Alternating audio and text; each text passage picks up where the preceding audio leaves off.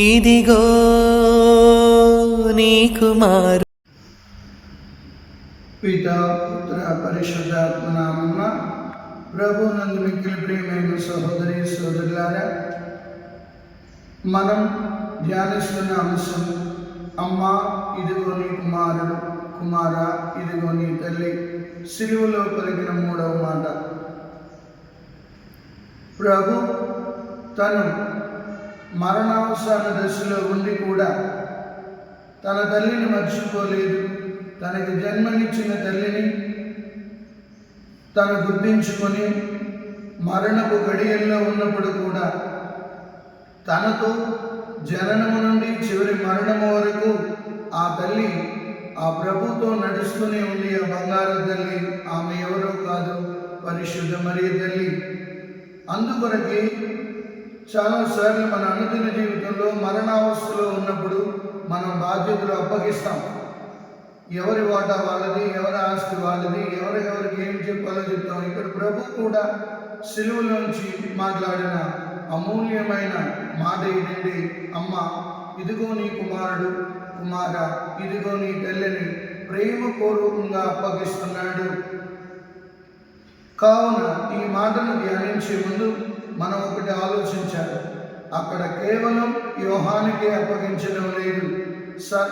యోహాను మానవాళ్ళందరి తరపున నిలబడి ఉన్నాడు, మానవాళ్ళందరికీ సూచనగా ఉన్నాడు. అందుకే యోహానికి అప్పగిస్తూ శ్రీ ఇదిగో నీ కుమారుడు.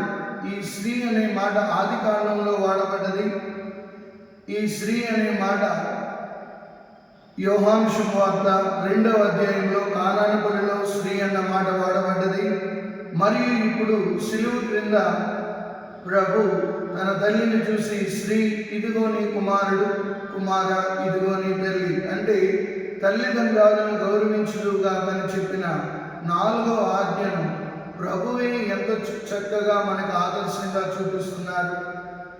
ఆ స్త్రీని, ఆ తల్లిని యోహానికి ఇవ్వడంలో ఉన్న అంతరార్థం ఏంటంటే, నన్ను ఏ రీతిగా భక్తి భావంలో పెంచుకొచ్చిందో అదే రీతిగా మిమ్మల్ని కూడా మీ బాధ్యతలు నెరవేర్చడానికి, మీ యొక్క దేవుని ప్రేమలో మీరు ఎదగడానికి నా తల్లి మీకు తోడ్పడుతుందని ప్రేమపూర్వకమైన అప్పగింత, ప్రేమపూర్వకమైన బాధ్యత యోహాను గారికి పెడుతున్నాడు. అక్కడ యోహాను గారు సర్వ మానవాళికి సూచనగా, సాదృశ్యంగా నిలబెడుతున్నారు. అందుకే ఆనాటి నుండి యోహాను గారు మరియ తల్లిని తన ఇంటికి తీసుకువెళ్ళారు. చాలాసార్లు ఏమంటారంటే, యేసు ప్రభు మరియ తల్లిని గౌరవించలేదు. ఇదిగో యోహాను శుభవార్త 2వ అధ్యాయంలో శ్రీ అన్నారు, అలాగే కల్వరి చెంత శ్రీ అన్నారు. అంటే మనం చాలా జాగ్రత్తగా ధ్యానించవలసిన అంశం. శ్రీ నీ సంతతికిని, స్త్రీ సంతతికిని తీరని వైరం పెట్టేదనని ఆది కాండంలో చెప్పబడి ఉంది, 3వ అధ్యాయం 16వ వచనంలో. కావున అక్కడ మానవాళి, సకల మానవాళికి ఆ మరియ తల్లిని చూపిస్తూ, మరియ తల్లి సంతానం సాతాను తలను అనగదొక్కుతుంటారు, అది వారి మడమలను కలుస్తుంటుంది. ప్రభు నన్ను మిక్కిలి ప్రియులారా, నీ సంతతికిని, స్త్రీ సంతతికిని తీరని వైరం పెట్టదని ప్రభు పలికిన మాటను మనం ధ్యానించుకున్నట్లయితే, అందుకే మనం నిరంతరం తల్లి శ్రీసుకు మనం కోరేది లోకము, శరీరము, పిశాచి అనే 3 జ్ఞాన శత్రువులతో యుద్ధం చేయమని ఆదిలోనే చెప్పబడింది ఈ మాట. కావున అది మనం ధ్యానిస్తున్నాం. తల్లి మరియను ఎంతో గౌరవపూర్వకంగా ప్రభు యోహాను గారికి అప్పచెప్పి ఉన్నారు. ఆ తల్లిని అప్పగించిన తర్వాత యోహాను తన ఇంటికి తీసుకువెళ్ళిన రీతిగా అదే కల్వరి కొండ మీద ఓ భక్తుడు అంటాడు, మరియ తల్లి పశువుల సరలో యేసు ప్రభుకి జననమిస్తే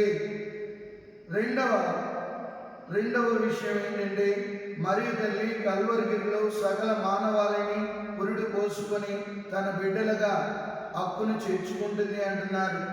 కానీ మరియ తల్లి గురించి అనేక మంది అనేక రకాలుగా మాట్లాడుతుంటారు. కానీ అమ్మను ప్రేమించగలిగిన వాడే దేవుని కూడా ప్రేమించగలుగుతాడు. ఎందుకంటే మాతృ దేవోభవ అంటాం. కావున ప్రభువునందు ప్రియులారా, ఈనాడు తల్లిని ప్రభు మనకు అప్పచెప్పి ఉన్నారు కాబట్టి ఒక్క నిమిషం మనం ధ్యానించుకున్నట్లయితే మన తల్లిని ఏ రీతిగా గౌరవిస్తున్నాం. శిరపుత్రుడైన యేషయా గ్రంథం 3వ అధ్యాయం 3వ వచనంలో చూసినట్లయితే తల్లిని సన్మానించేవాడు నిధిని కనుగొన్నట్టు లెక్క, తండ్రిని గౌరవించేవాడు దీర్ఘాయుష్మంతుడు, తల్లిదండ్రులను ప్రేమించేవాడు తన పాపాలకు ప్రాయశ్చిత్తం చేసుకుంటున్నాడు అని రాయబడి ఉంది. కావున ఈ శిలువలో 3వ మాట, అమ్మా ఇదిగో నీ కుమారుడు, కుమారా ఇదిగో నీ తల్లి.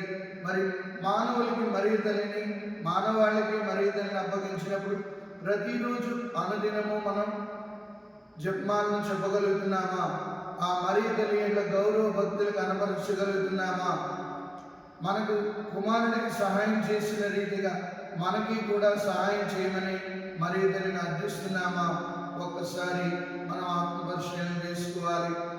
ఈ 3వ అమూల్యమైన మాట, శ్రీ ఇదిగో నీ కుమారుడు, కుమారా ఇదిగో నీ తల్లి అన్న మాటను మనం ధ్యానించుకుంటూ ఈ పరిశుద్ధ శ్రమల కాలంలో ఉన్న మనం యోహాను గారికి ఇవ్వబడిన భాగ్యం అది యోహాను గారికి ఒక్కరికే కాదు, సకల మానవాళికి ఇవ్వబడ్డది.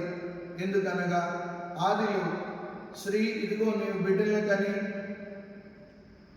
ఉంటావు, నీ భర్త మీద నీ కోరిక చావదు అని చెప్పిన రీతిగా అక్కడ కేవలం ఏవమ్మకే కాదు సకల స్త్రీలకు కూడా ఇది వర్తించిన రీతిగా ఇక్కడ కూడా సకల మానవాళికి మరీ తల్లిని ప్రభు కల్వరి కొండ చెంత మానవాళికి ఇచ్చి తన బాధ్యతను, ప్రేమపూర్వకమైన బాధ్యతను అప్పగించి ఉన్నారు.